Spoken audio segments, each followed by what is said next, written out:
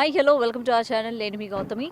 అయితే ప్రెజెంట్ పానీపూరి గత 2 రోజులుగా ఇదే ఇష్యూ అనేది బాగా నడుస్తుంది. పానీపూరిలోని విషపూరితమైన కెమికల్స్ యాడ్ అవ్వడం వల్ల క్యాన్సర్ వచ్చే ఛాన్సెస్ ఉన్నాయని అంటూ ఖచ్చితంగా పానీపూరిని బ్యాన్ చేయాలి అని అంటూ అటు తమిళనాడులోని ఇటువంటి ప్రచారం అయితే జరుగుతూ ఉంది. అయితే మీ అందరికీ తెలుసా అసలు పానీపూరి ఎలా రెడీ అవుతుంది, ఎటువంటి ప్లేసుల్లో రెడీ అవుతుంది అన్న విషయం మీ అందరికీ తెలుసా? మనం ఎంతో ఏమంటారు చాలా ఇష్టంగా సాయంత్రం అయితే చాలు పానీపూరి బల్ల దగ్గరికి వెళ్ళిపోయి ప్లేట్లు పట్టుకొని ఏమంటారు 10 రూపీస్కి, 20 రూపీస్కి, 50 రూపీస్కి అని చెప్పి మనం ఇష్టపడి చాలా రకంగా తింటూ ఉంటాం కదా. అటువంటి పానీపూరి ఎలా రెడీ అవుతుందో మీ అందరికీ తెలుసా?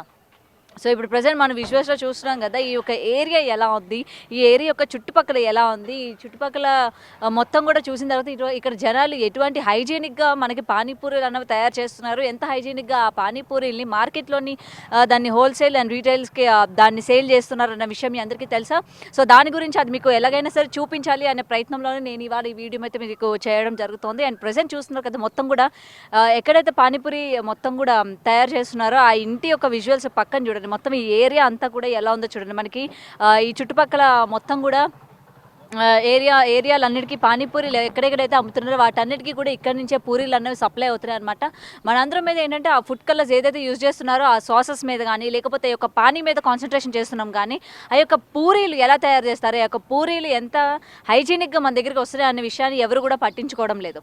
సో చూస్తున్నారు కదా ఎంత హైజీనిక్గా ఉందో. సో పక్కనున్న చుట్టుపక్కల మొత్తం కూడా చూస్తుంటే చూడండి ఎంత మొత్తం కూడా చెత్త అంత పేరుకుపోయి అటు చూడండి కుక్కలు కానీ నక్కలు కానీ ఏంటో రకరకాలుగా ఉంది, ఈగలు వాళ్తూ దోమలు వాళ్తూ. ఇటువంటి ఫుడ్ ఆల్రెడీ ప్రజెంట్ పెరుగుతున్న దాంట్లోనే ఏంటంటే పెరుగుతున్న జనరేషన్లో మనం తిన్న ఫుడ్లోని ఎందులో కూడా హైజీనిక్ లేదు, మొత్తం కూడా ప్లాస్టిక్ ఫుడ్ తీసుకుంటున్నాం.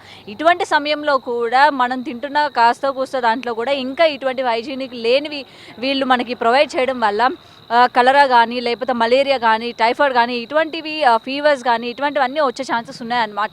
సో చూస్తున్నారు కదా ఎంత అసలు దారుణంగా ఉన్నది ఇక్కడ పరిస్థితి. ఇక్కడ ఆల్మోస్ట్ అన్ని ఇళ్లలో కూడా ఏంటంటే మొత్తం పానీపూరీలు ఇక్కడి నుంచే మనకి రెడీ అవుతాయి అన్న విషయం అయితే తెలిసింది. ఆల్రెడీ చూడండి ఇక్కడ ఉన్న అన్ని ఇళ్ళు ఏవైతే చూస్తున్నారో దగ్గర దగ్గర ఒక 20-30 ఇళ్ళల వరకు ఉన్నాయి. మొత్తం వీళ్ళందరూ కూడా పానీపూరీలు మాత్రమే తయారు చేసి ఇక్కడ నుండే సప్లై చేస్తారంట.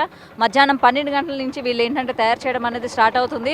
దాన్ని తొక్కడం కానీ ఆ పిండిని ఎలా తయారు చేస్తారు ఏంటి అనేది మీకు మరుసటి వీడియోలోని నేను మీకు చూపించే ప్రయత్నం అయితే చేస్తాను.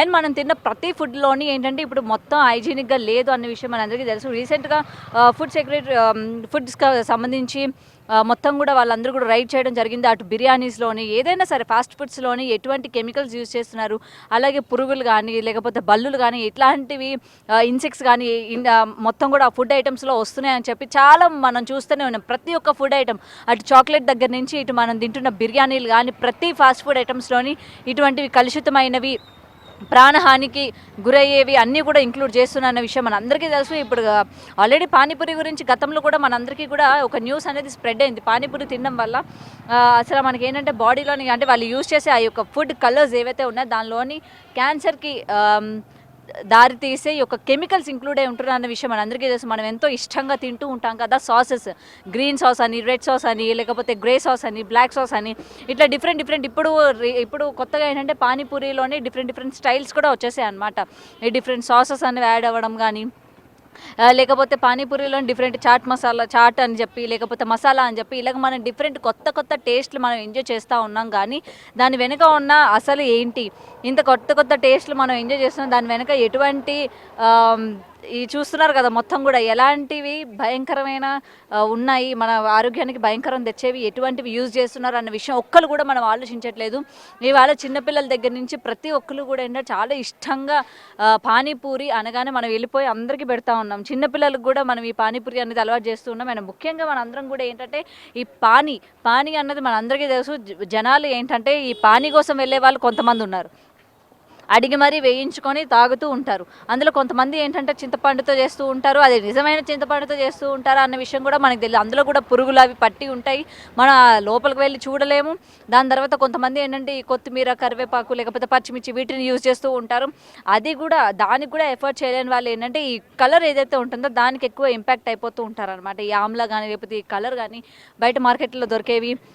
సో దాన్ని వాళ్ళు అడిక్ట్ అయ్యి యూజ్ చేస్తూ ఉన్నారు. అండ్ మనుషులు ప్రాణాలతో ఆడుకుంటున్నారు అని అయితే చెప్పుకోవచ్చు. ఇవాళ ఫాస్ట్ ఫుడ్ సెంటర్స్ ఏవైతే ఉన్నాయో ప్రతిదీ అటు చైనీస్ ఫుడ్ అని, జాపనీస్ ఫుడ్ అని మొత్తం కూడా జనాలు మైండ్ సెట్‌ని మొత్తం మనం ఇళ్లల్లోనే హోమ్ ఫుడ్‌కి అడిక్ట్ అవ్వకుండా టోటల్ ఇవాళ పెరుగుతున్న జనరేషన్‌లో కావచ్చు, లేకపోతే మన జాబ్ సంబంధించి దాని మీద మనకి జాబ్‌కి సంబంధించి ఏంటంటే టైం దొరకకపోవడం వల్ల ఇటువంటి ఫాస్ట్ ఫుడ్స్ మీద డిపెండ్ అవ్వడం కావచ్చు. వీటన్నిటిని వాళ్ళు క్యాష్ చేసుకుంటున్నారనే విషయం అయితే ఇక్కడ క్లియర్‌గా కనిపిస్తుంది. జనాల ప్రాణాలతో వాళ్ళకేంటంటే ఏ మాత్రం కూడా సంబంధం లేదు. అండ్ ప్రెజెంట్ చూస్తున్నారు కదా మొత్తం లొకేషన్ అంతా కూడా ఎట్లా ఉందో. సో ఇటువంటి ప్లేసుల్లోనే మనకేంటంటే ఈ యొక్క పూరీలు ఎవరైతే బాగా ఇష్టంగా ఎళ్లి తింటా ఉంటారు కదా! ఎవ్రీడే ఈవినింగ్ ఇలాంటి ప్లేసుల్లోనే రెడీ అవుతుందనమాట.